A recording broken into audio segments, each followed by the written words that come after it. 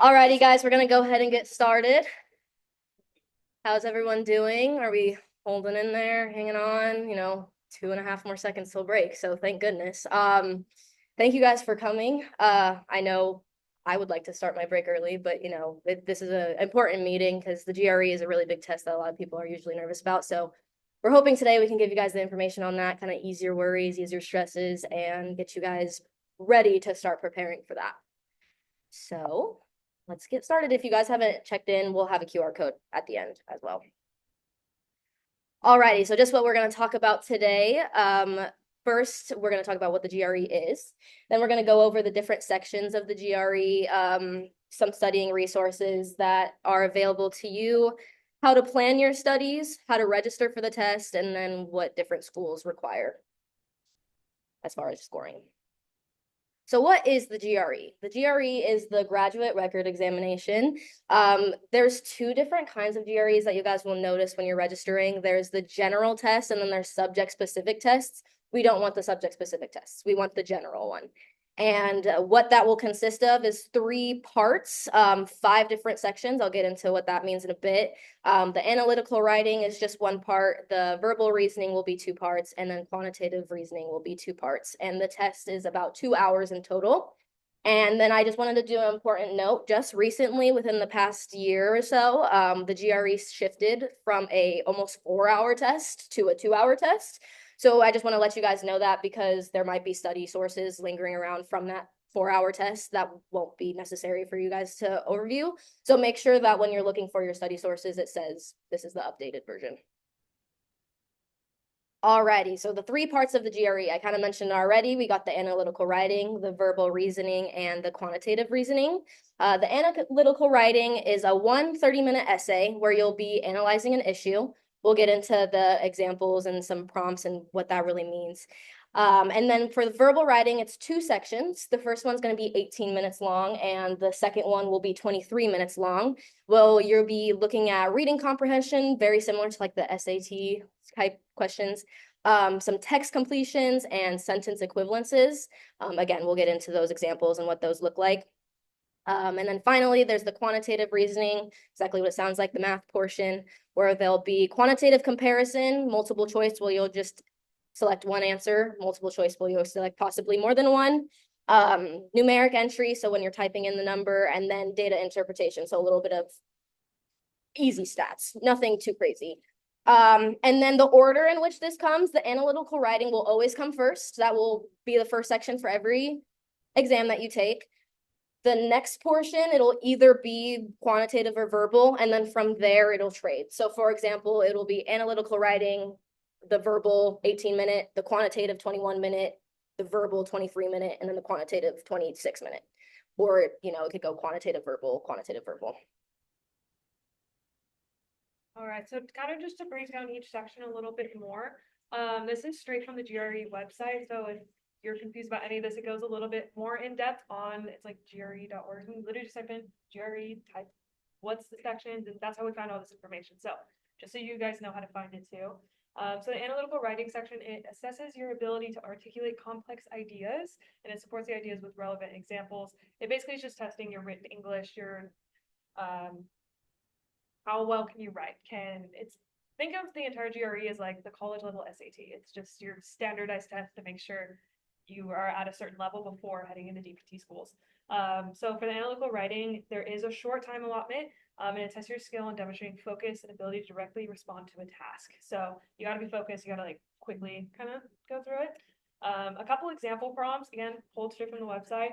So the first one, government should place few, if any, restrictions on scientific research and development. And then all of the prompts, you're just going to be writing a response in which you discuss the extent to which you agree or disagree with the recommendation and explain your reasoning for the position you take.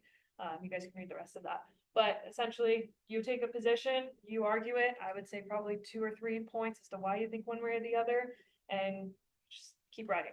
I recommend write that whole 30 minutes, use up your time. All right, and then another one is the best way to teach is to praise positive actions and ignore negative ones. Write a response which to the extent you agree or disagree, explain your reasoning for the position you take. So they're kind of pretty general statements, so just as you're preparing for the test, and we'll go over best like study skills for that. Just look at a lot of different prompts, write the pros for something, write the cons for something, get used to doing it all, so to speak. All right, and then the verbal reasoning, it evaluates your ability to analyze text, draw conclusions, and identify key points. It tests your understanding of word meanings and sentence structure. You have to summarize text and distinguish major and minor points. And then the relationships among words and concepts. That just pretty much means like definitions. You're going to see some outlandish words that you've never seen before. There's going to be a whole list of like definitions of words that you should know heading into the test. But again, if you study properly, you'll be totally fine heading into it. A couple examples of the verbal reasoning, looking at the one on the left, it gives you a little blurb about something. This one is talking about the board of Centerville Hospital. Implementing the program required increasing the amount that the hospital spends on employee compensation, but the total annual cost would decrease because they're implementing the program. Which of the following, if true, provides the most support for the consultant's claim? So they give you A through E options, and then you have to choose the best option. Kind of like tests we've taken in college. There might be more than one right answer. You have to try and figure out which one is the best answer. Again, the whole mantra is just practice, practice, practice, go through these questions. Very similar to the SAT, unfortunately. And then another type of verbal reasoning problem you might see is for each blank, select one entry from corresponding column of choices, fill all blanks in the way that best completes the text. So this is definitions, using words, which word actually fits the sentence the best. Again, they probably all fit it, but which one fits the best? So repetition, practice. And then I just wanted to say before we move on, one example that's not provided is the sentence equivalence. What that will look like is it'll be one sentence with one blank, and then it'll tell you to pick two words that would make the sentence the exact same. So kind of similar to how this looks, except you'll have, instead of two blanks to fill out, it'll be one blank. You'll be given two boxes like this, and you'll choose the two words that will make the sentence the exact same. All right, and then quantitative reasoning, your math section, you have to be able to understand, interpret, and analyze quantitative information, solve problems using mathematical models, apply skills of arithmetic, algebra, geometry, and data analysis. So there's not going to be like calculus or anything on this test. It's just, I don't want to say basic math because like it is a little more than basic math, but it's pretty much all things you've seen before. If you've taken up to like the pre-calc level, which I think probably all have at this point, you'll probably be fine. Just definitely brush up on trig. And then some example problems, looking at circles, you're going to be doing geometry. The circumference of the circle is blank. Looking at the one on the right, this question has 5 answer choices. Select the best one of the answer choices given. You're given system of equations, solve the equation. So pretty much things we've all seen before, I would say. If this looks completely out of the blue, I would plan a little bit more study time.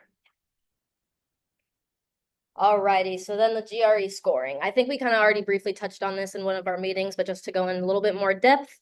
So the analytical writing is scored from a scale of 0 to 6.0 in 0.5 point increments. So you can get like a 6.0, a 5.5, 3.5, so on and so forth. The quantitative reasoning is on a scale from 130 to 170 in 1 point increments. And the verbal is also the exact same. 130 to 170 1 point increments. We'll talk about what scores that you want to aim for certain schools. Generally think cumulative between the verbal and the quantitative 300. So you want about a 150 in each. And then analytical writing, it ranges from school to school, but think like 3.0 to 4.0 range. And then the averages of people that take the GRE, I'm not sure if I remember if I did this PT specific. PT specific might be a little bit higher than these numbers, but we're looking at about 3.4, which you won't get that score, but like, you know, average. And then the verbal is 151 and quantitative is 157. So the average score is getting a passing score. So you guys will do just fine, I'm sure. Alrighty, and then now let's get into studying resources. So I put up a bunch of prep books that I found. The very first one, the first pictures are directly from ETS. That's the company that you'll be tested with or testing with. It's obviously a recommendation, you know, to study from the people who are making the test because they're about to lay out the framework exactly for you. I didn't know that they had the ETS had prep books, so if I would have known that, I would have gotten that one.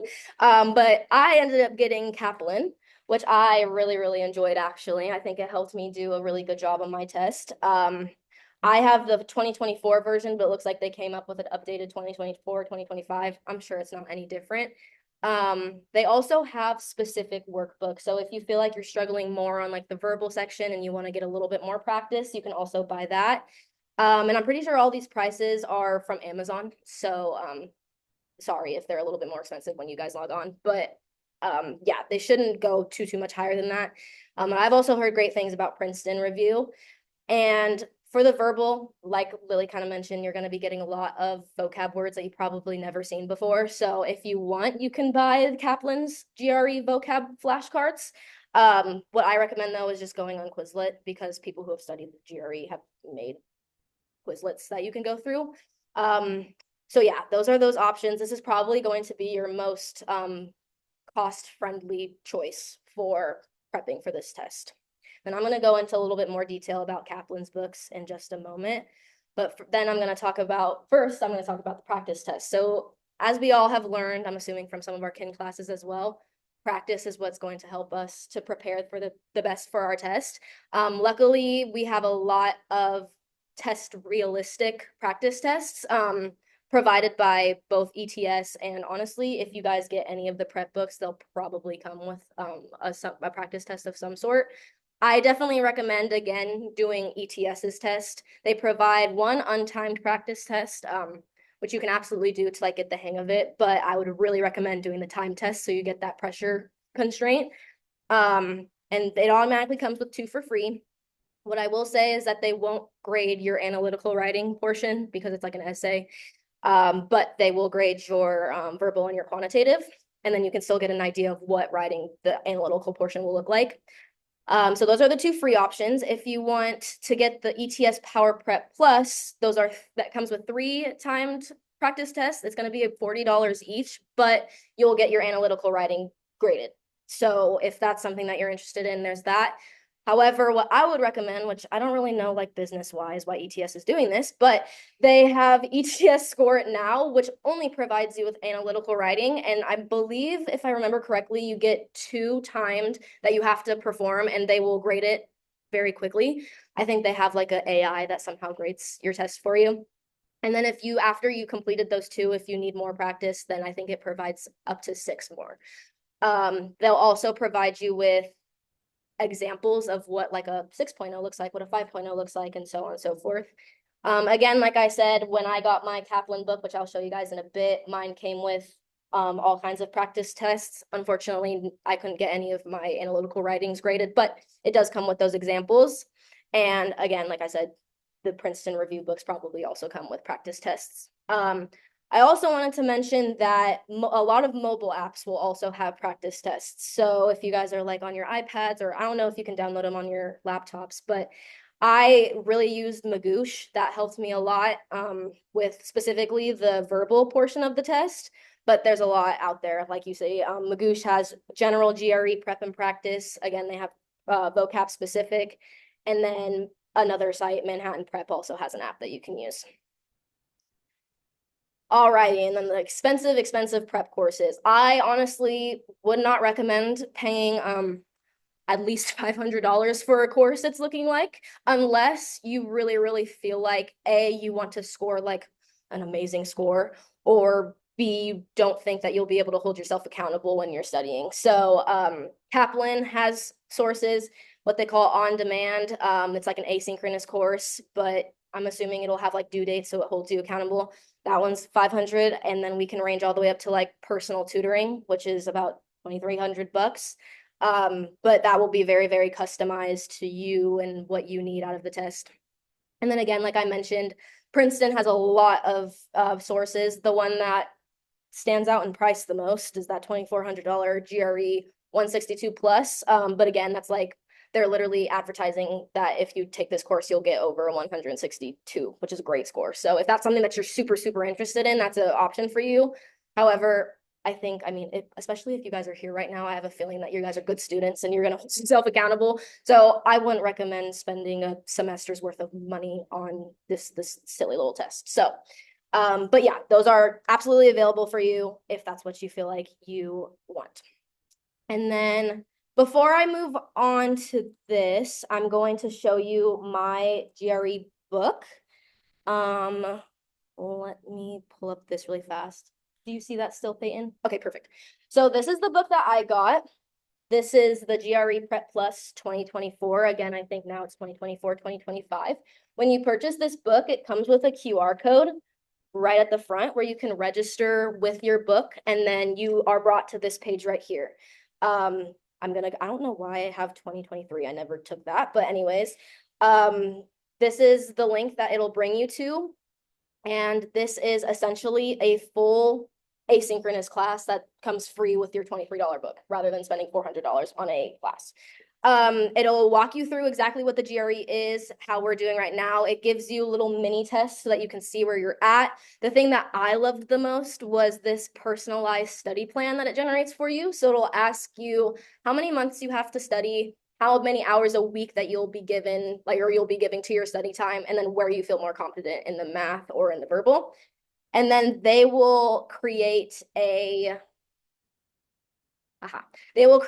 study plan for you based off of what your answers to that question were. So if you put that you only had less than a month, it'll break it down in 3 weeks for you.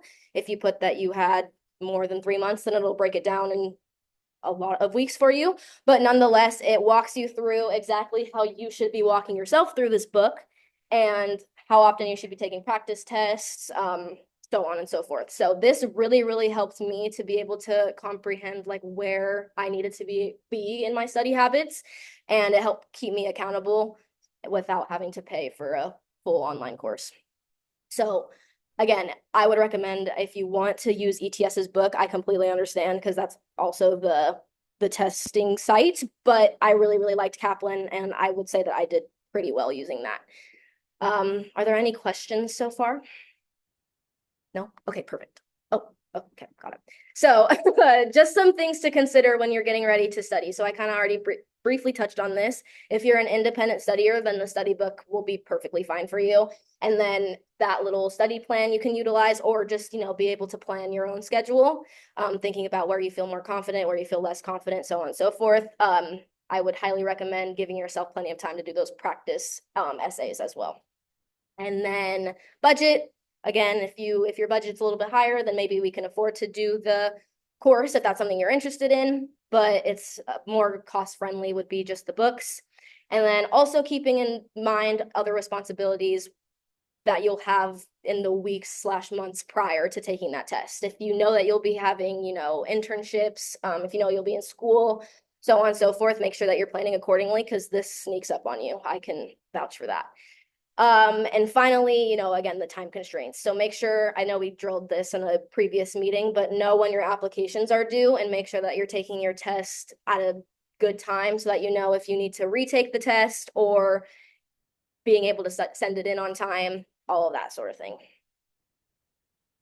All right, and then I'm just going to walk through how to register. So all this is going to be done through ets.org. And once, like Lindsay said, we make the test. And then I'll have screenshots up to kind of like walk you through what the website kind of looks like. This can be taken in person or at home. Although, based on my research, a lot of schools do recommend that you take the in-person test. At home, I think it's just not held to the same standard. Remember, the GRE isn't just for DPT schools, it's for a lot of different grad programs. So for DPT, I highly recommend just planning to take it in person. It is cut down to less than 2 hours, or well, it's basically 2 hours now, instead of the 4 hours. So it's not as big of a commitment. But looking at the cost, it's not a cheap test to take. So it is $220 for either option, whether you take it in person or at home. There is a $50 fee reduction for those who can show financial need. I think you have to submit tax documents, kind of like the FAFSA. If you qualify for a lot of aid through FAFSA or through the school, you probably qualify for the fee reduction. But look into those details on your own if that's you. There is a $50 reschedule fee. So if you schedule your test, saying, like for myself, I plan on taking it in January. I want to schedule it for January 25th. Oh no, I have family dinner on January 25th or whatever it is. I can't take it. I'm out $50. So just make sure if you set your test, make sure you can take your test on that date, otherwise it's gonna be a little bit of a fee. And then, like I said, it is on ets.org, so if looking at the left side, you would just go to ets.org. I just threw in a Google search, GRE general test, register, it pops right up. It's very easy. You click the GRE general test. Again, we're not doing the subject test, the general test. And then this search I did for Long Beach from January to February. If you look, all the little blue circles are openings. So there's tests offered. We live in an urban area, which is really nice. So there's tests offered pretty much every day of the month. If you look at the test centers, the closest one to here, they're not super close. So definitely make a little bit of a day of it, or at least a morning. The closest one to Long Beach, at least for January, February, is over in Anaheim. And then there's one in Diamond Bar. So if you're commuting, search for one near your home. But yeah, this is how you register. Does anyone have any questions on this part? I'll quickly add too, you're gonna have to make it like an ETS account. It's for free. Like all you have to do is add your email and your whatever, make a password.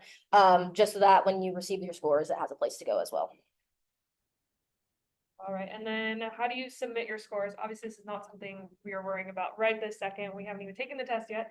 But so scores are available for the verbal and quantitative right after your exam, which is kind of nice. Stressful in one way, but kind of nice in another. And then your analytical does take 8 to 10 business days. They do have to grade it, whether through AI or in person, however they do it now.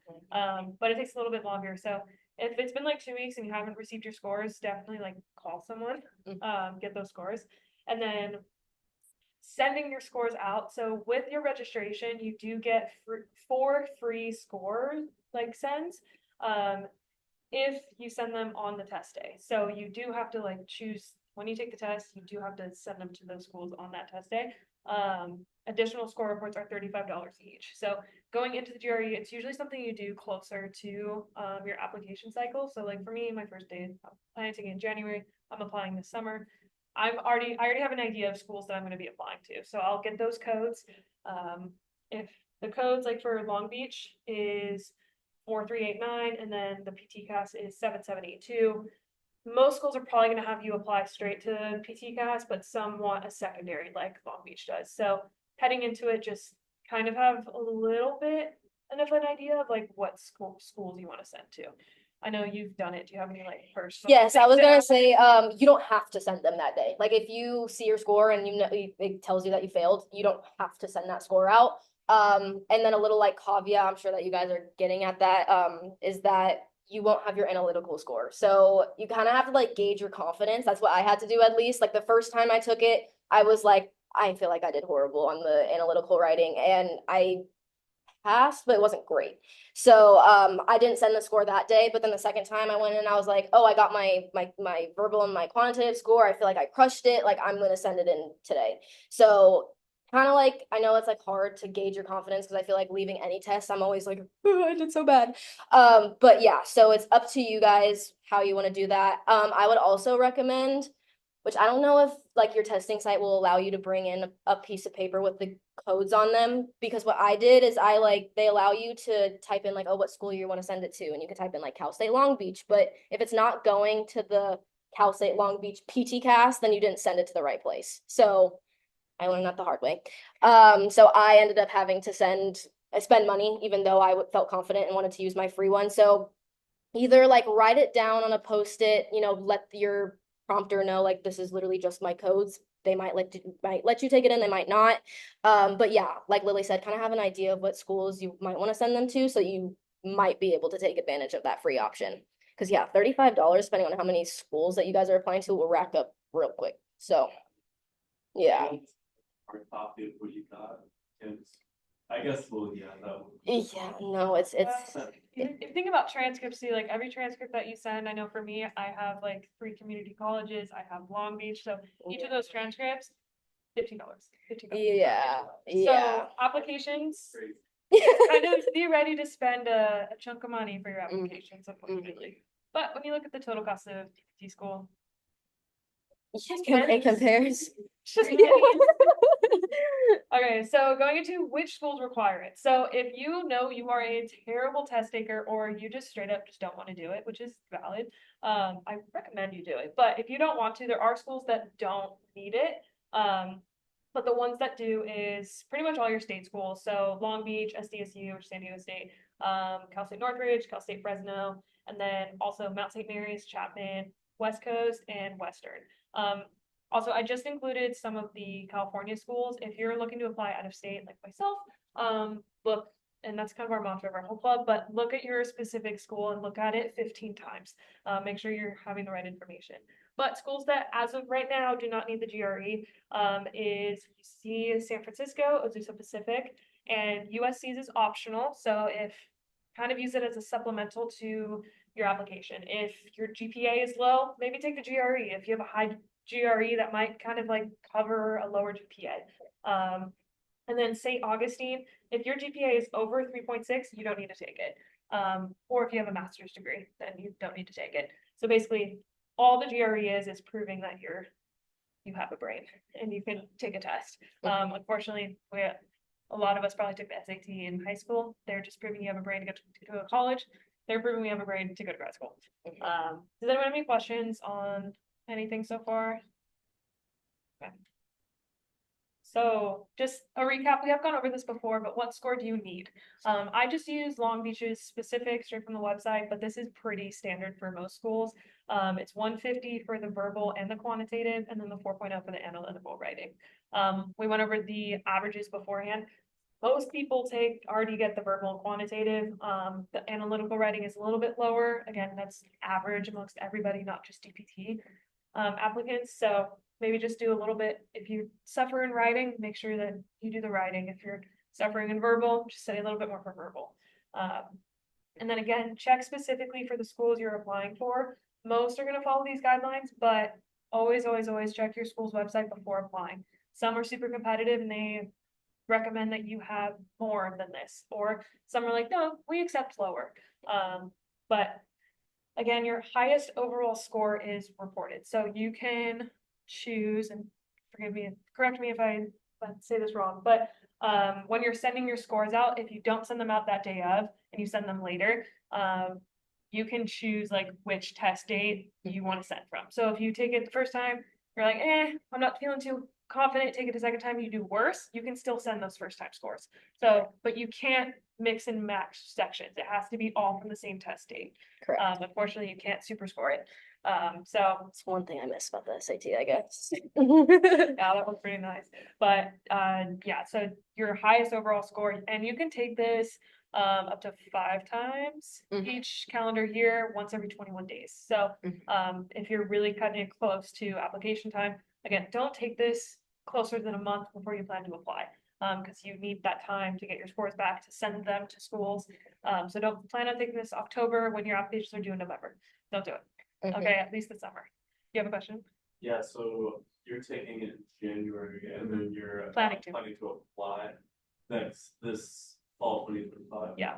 Okay. So and I can talk about my personal thoughts on that, but it also gives me time, if I don't like my scores, given the semester and everything, I'll have time to plan and take it again in April and if necessary over the summer as well. So I'm giving myself that good chunk of time. I also have not had space to actually study for it until now. I wish I would have taken it sooner and just be done with it, but life is life. We also have full-time school, we have jobs, we have vacation, which we'll go into, but yeah. To make you guys feel a little bit better too, I applied this cycle and I took mine the end of June. So if you like want, I mean, that was still way ahead of time. You know, I didn't take it in like September, but you don't have to do it like months and months in advance. I know Lily's getting on it. I wanted to take it in January, but then I pushed it off. Yeah, I registered, so I'm saying the more I say it, maybe I'll hold myself accountable. But the burnout is real, you guys. Yeah. So do it whenever you feel necessary. Just give yourself plenty of time to study. Yeah. Do you know if you if you get like extra time for ADP? Oh, yes.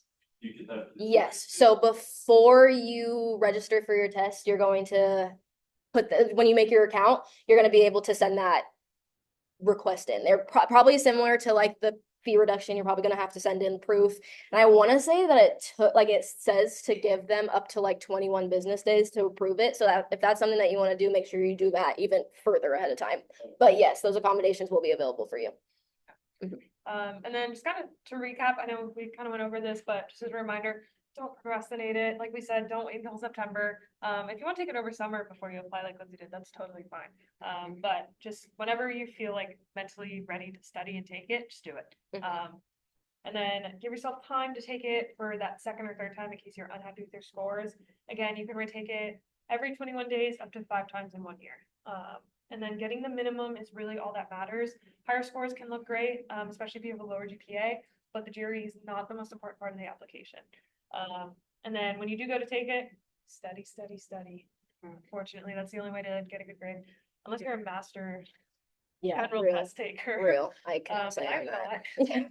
Me neither. I don't know vocab anymore. No. Yeah. But yeah, with the GRE, having a little bit of stress, I think, is good because that means you're probably going to do better on it. But if you just get the minimum, that's all you need. Especially if you have all the volunteer hours, if you have a decent GPA, meaning like above a 3.5. If you're applying to state schools, maybe a little bit higher than that because it's very competitive. But yeah, don't stress too much about the GRE. I try not to anyway. Yeah, no, it's not a test that's worth giving that much stress to. Before we close out the GRE conversation, I have some like personal tips that I forgot to add on here. It's like just coming to my mind now as I'm talking. If you are like an anxious test taker, I'm an anxious test taker, I recommend driving to your location before the test. I mean, I don't know if they'll let you walk in like or anything, maybe they will, but at least driving there so that you can get in like the groove of okay, where I'm going. Don't get lost on the way there. I don't know if about you guys, I have parking anxiety. Like if I don't know where I'm parking in the place, it makes me so nervous on the way there. So I make sure that, there's a good parking lot, a good parking place for me to park in, and I knew where I was going. It definitely helped to ease my mind when I arrived on test day. So there's that. For the analytical writing portion, ETS posts every single prompt that they would be willing to put on the test. The list is extensive. There's like 100 prompts probably. So don't go through every single one of them. Don't write an essay for every single one of them. That would take forever. But one thing that I did that really, really helped, because the whole point of the analytical writing is that you're breaking down an issue. I don't know, like Lily kind of mentioned, do like a pro and con list for things. What I did is I just had a conversation with my friend. Like, okay, what would you say for this? And then we just went back and forth. He presented ideas to me that I would have never thought. So it helped me to like open my mind up to different things. It also helped like when you're writing the test, you're gonna want like 2 to 3 strong points that you're gonna present. And a counter argument if you have time to do that. So it helps you to, again, open your mind. If you are taking one stance, then you have a counter argument for the other, but it helps to just generate ideas. I know my like hardest part of this test was the analytical writing, because I'm not like a quick to come up with ideas type of person. I think that's why I didn't do great the first times, because I couldn't come up with ideas that I wanted to write fast enough. So having that conversation really helped me to like get into the creative flow of choosing ideas and how to do it. I will say the question that I got like was none of the ones that I discussed, but it still helped, like the conversational aspect of it still helped for me to like be able to blast ideas out really, really quickly. If you guys need help with like the analytical writing, if you're not a great essay writer, feel free to like email me. I have like a little breakdown of a outline that I kind of use that I think helps me be really, really successful. And then for the quantitative for the quantitative portion, I hate to say this because I'm a math person. It's not really like a math specific test. It's not really like how well that you're able to put out work and do the practice problems like us in biomechanics, because you don't have time. Like they don't provide you that much time. It's more about like how you can use the math skills that you've got to like almost not trick the test, but the test is trying to trick you in a sense that it's like the answer does not require you to do all of the work. If you can like process of elimination, you know that certain answers aren't going to be reasonable, things of that nature. So focus more on brushing up on math skills rather than like doing hundreds and hundreds of like practice problems and just putting down so much work, because you're not going to have time to do that.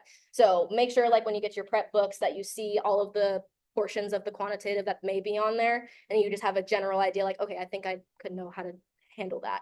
And then finally for the verbal, again, I will tell y'all straight up, I read, like I'm a reader, I like reading and I know words. None of those words I'd ever seen before in my life. Like never, not once have I seen some of the crazy words on the GRE. And I don't know if you notice in the flashcards, there's like 500 flashcards. Like you're not going to know every single word in the dictionary. That's not the goal that they're trying to trick you up either. What they do want you to do though is make sure you know like prefixes and suffixes so that you can like put like usually the fill in the blank, it'll have a positive connotation, and then some of the options will have like a negative prefix, so you know to like eliminate those right away. What I'm trying to say is that you're not going to have to know every single definition of every single word, just like which one would fit the best. And if you know that it's kind of going to fit, that's not the right answer. It's going to fit the best. So those are just my little tips. These books provide you with a bunch of trick tips like that. So I highly recommend getting yourself a little prep book. Any other questions? Is it written or is it on a computer? On a computer. Okay. Mm-hmm. Yes. And great question. For the analytical writing, there obviously won't be any like autocorrect. So make sure that you're, staying proficient with your typing skills. And then for the quantitative, you'll be given like the most basic calculator, like the SAT. You won't be able to bring your own calculator or anything. I see there's a question, I got something in the chat, Peyton. Did someone have a question? Is the quantitative part multiple choice? So most of it will be multiple choice. Some of it will be pick more than one answer that applies. One, maybe two of them will be like you have to fill in the math number, like it will have you put in 62 or whatever the answer is. And then, yeah, the rest of them will be multiple choice though. Good question. I was curious, so for the quantitative and verbal portion of it, how many questions, like what? Ooh, that's a good question. I don't know the exact number, but I do know it's a fixed number. Like I don't think it changes. I don't know the exact answer to that though. I do know it's only, like I said, the time frame of it, like 18 and 23 minutes, but I don't remember that one. So it'll be somewhere in the book. Yeah. No, sorry, I didn't know that one. I should have, that's definitely one that I should know. Yeah, I know, me neither. It won't be like a question a minute. Like it's not, you have more time than that, but yeah, I'm sorry. I wish I remembered that one. I will say that like for the verbal portion, it's pretty like, I would say like 25 to 35% of it is the reading comprehension, and then the rest of it's like the vocab. For the math portion, for the data interpretation, there's like 2 questions for that one. Like I said, for the fill in the blank, it's or like the type in, there's one, I said maybe 2, and there's a lot of quantitative comparison. So like that first question that we showed you, where it's like quantity A, quantity B, really study those ones because those ones are confusing. So yeah, good question though. Any other questions? Okay, perfect. Alrighty, so that closes out our GRE meeting. Again, if you guys have any questions, feel free to let us know. Here's our little updates as we close out. So as we kind of mentioned last week, the mentor-mentee program is officially closed. We have definitely began the pairing process, and all of our mentors have their assigned mentees. So you should be receiving emails from them soon. Did you get an email from me today? I can check. Okay, no worries. I just double checked that because I hope it sent. But yeah, so I sent you guys the email. Just if you signed up for that, your emails will be coming soon. And then I recommend that if you did sign up for that, our very last meeting of the semester, we'll just be doing like a little study hall. If you want the chance to meet your mentor, we'll all be there. So hopefully. But yeah. And then, super important, we do have a board member, position opening. So our position will be secretary. It's going to be for the spring of 2025. If you want to continue for the year after that, more than welcome to. The application is just for the spring 25. So what our secretary does is they take thorough notes during our general meetings. They keep track of member attendance during the in-person meetings, and then they also monitor the online chat on the Zoom and just ensure that meetings kind of flow properly. So for the application, please send it to me and CC the club email. Little insider tip, because there's only a few of you here. If you do not do both, CC both of those, I'm ignoring it. Straight, like, we got to be able to follow a simple direction of CCing different things. You would be surprised. But go ahead and email me and the club by Sunday, November 24th at 11:59 p.m. If whatever happens and you can't get to me until Tuesday, you better have a really good excuse. I'm sorry. I'm sorry. But go ahead and email me by Sunday, and then I'll get back to you with like an official application. I'll be sending that out over break. So you'll be hearing contact from me. If you haven't heard from me and you email both, to be so real, I am going to be in Illinois next week. So if I don't see it or I miss it, just send an email. I'll get to it. But yeah, any questions on that? Or just email you, hey, I do want this. Yeah, I would be. Thanks. Yeah, it's nothing like super formal. I'll just be like, hey, by the way, like I saw the board opening, like I'm interested. Please keep me in mind or something like that. I'll email back and be like, hey, thanks for your interest. I'll send you an application soon. That's it. It's not super formal. Don't send, hey, I want to be board member. I'd be a little more professional than that, but you'll be fine. All right. And then our next supplemental meeting, it's going to be after break. So it's going to be December 4th at 5:30. It's going to be in room 303. And it's going to be with the Stanbridge University's assistant physical therapy. So the PTA program. So I know we focus on the DPT program. Everything we talk about is DPT. However, the PTA, just a little brief summary, is it's a 2-year program. Essentially, you work under a licensed DPT. You still treat patients. The only thing is you don't do initial evals and you don't do discharges, and you can't do re-evals. Basically, you have less documentation, but you also can't prescribe. You can't do certain things. But the director of Stanbridge, he'll go over like all the requirements for Stanbridge specifically. But yeah, if DPT is sounding like a little bit daunting, definitely check out PTA. They're going to be in person. I know we're getting down to finals, but this is the week, like 2 weeks before finals. So if you can make it, go ahead and do so. And then for all my friends on Zoom, I don't know for a fact if they'll be doing it on Zoom. They might just be having it in person. So as of right now, just assume that it's not going to be on Zoom, but we'll update you with that if it is. All right, and then our last general meeting of the semester, I know it's winding down really quick. It's going to be Thursday, December 5th. So the next day it's going to be at 5 p.m. in Peterson Hall, room 129. Guys, what's going on with what's going on? I don't know. Don't ask. Okay. We requested this so early and we told them 304, this is our room, and they put us in Peterson Hall. Do you guys even know where that is? I didn't even know where that was. I Yeah. don't know where that is. Yeah. We'll find it. We'll find I'm gonna have Maureen post a map for us so that you can kind of make your way over there. To help a little bit, it's kind of near Hall of Science on that side. Just keep walking down a little bit more, but we'll try to find it, I cannot guys. believe we were sent to Upper Campus. I can't believe it. I can't believe it because we were on top of it too. We sent it so hard in advance. Anyway, sorry about that, but yeah. Basically, like it's just going to be a study hall, but it's also going to be a perfect opportunity if you are in the mentor-mentee program to come meet with us in person. Any last questions about like registration, what classes, like, oh, did I make a mistake? Should I drop this? Should I add this? I know things are probably booked up, especially in the kin department. I've heard there's some issues there, but definitely come help out. We've likely taken the classes that you guys are in, so any last minute, like, hey, like, actually, by the way, I'm confused. We might be able to help you out, especially our tutor Lindsay. Anyway, I can definitely help if anyone's in biomechanics. So yeah, that test is coming up. But yeah. But yeah. Yeah. Any questions on the supplemental meeting or our last general meeting? Okay, if you do get lost day of for Peterson Hall, please just like you can message the Discord. Oh, I forgot about the Discord. I haven't been messaging that.